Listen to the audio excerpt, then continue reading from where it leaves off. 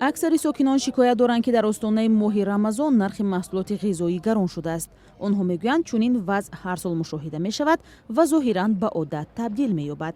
همین رمضان همه چی قیمت کرده، روغن همش چخیل کنی وقت 500 سوم 1 کیلو گوشت 65 سوم. تخمه چند سوم کرده؟ تخمه 35. پیش چند سوم بود؟ پیش 24 سوم 26 سوم خیلی بود. 35 گرفتیم و قیمت. شروع از فردا 13 اپریل ماه رمضان در تاجیکستان آغاز می شود. از حالا قیمت گوشت و روغن، شکر، سبزیجات و ارد در بازارهای پایتخت تا اندازه افزوده است. نرخ 1 کیلو گوشت تا 65 سومانی بالا رفته، قیمت یک خلطه ارد نوع الو 250 سومانی است. همچنین در عرفه ماه رمضان نرخ سبزیجات تر و تازه از جمله پمیدور و بادرینگ برای نه همه خانواده‌ها دسترس است. پمیدور 20 سوم 22 سوم خیلی مدسته. پمیدور ما خودمون برویا کمتر نیست که میشه استاد. این سبب قیمت دانش چی؟ آخه ای ازبکستان میاد راستموش که میکنه دوای میاکو و میشینه دا بولوش. برای سال گذشته مقامات برای در یک سطح نگاه داشتن نرخ‌ها در ماه رمضان تلاش کرده بودند. اما به قبل ساکنان و تحلیلگران این اقدام چندان مؤثر نبود.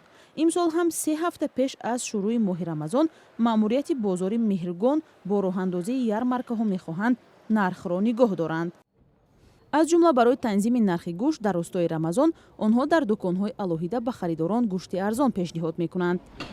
ما تصمیم گرفتیم ماموریت بازار که نرخ گوشت برای ماه شریف رمضان محصولات نیاز اولیه که سطح بالا رفتن ما ماندگی هستیم که نرخ بالا نرود، از جمله گوشت، ارد، شکر، روغن و غیره که هر روزه ذخیره‌ای که از طرف هم حکومت جمهوری حکومت شهرداری است از طرف بازار است ما پیشنهاد میکنیم برای مردم.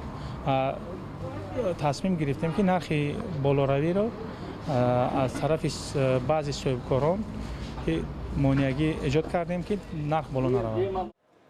بالاروی نرخ گوشت و برخی از انواع دیگر غذا در کشور در استانه ماه رمضان در حالی است که به این هم بین معاش مردم و نرخ بازار در کشور فرق بزرگ است. شما باید گوشت چند سوم شد؟ 35 40 زیاد نیاپا.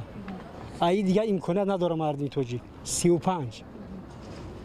بازار دازی تو چند سوم؟ تو 70 سومونه.